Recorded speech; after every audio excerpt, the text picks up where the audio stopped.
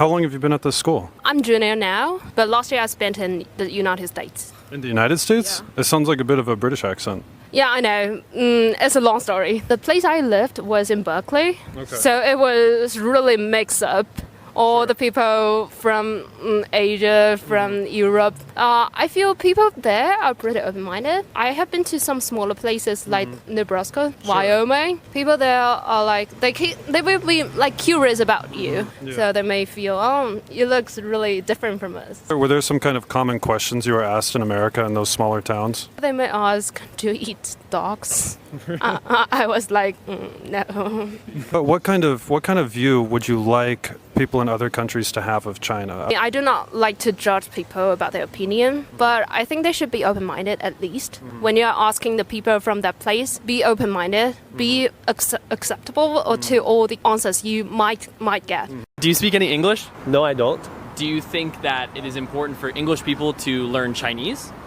Yeah, absolutely. I know some foreign friends who also speak really good Chinese. You're in this country, so definitely knowing the language could help you a lot to, get around and solve problems. Career-wise, just like knowing English can provide me more opportunity, so knowing Chinese for a foreigner that means more opportunity for them as well. Do you ever think that Chinese could become an international language? It's possible. In the U.S., by what year I don't remember, there will be more, people probably having Hispanic background than actual Caucasian. Maybe Spanish will become very common, popular there. Chinese people, there are over 1 billion, and if we're continuing open up to the international market and doing businesses, and I think there will be more and more people starting to learn Chinese, and it might become an international language too.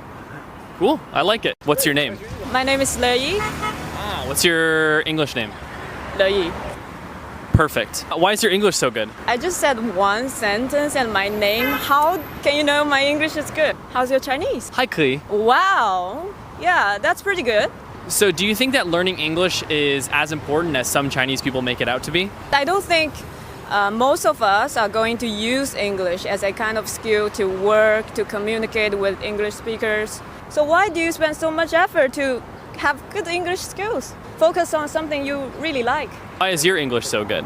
Because I'm interested in it. I don't think I'm kind of good student, in the Chinese concept. I never got a really good mark or grade. At least I can use English to communicate to local people, to express my ideas, and also to show my opinions. It was very nice to meet you. Have a nice day. Yeah, you too. Me too. So, do you live in Beijing now? Yeah, I live in Beijing because I'm not taking a gap here, and I spent half of it in Europe, and I just came home to basically come back to my root a bit and really reconnect with the city a bit. What is something that surprises you about being back? WeChat Pay, actually.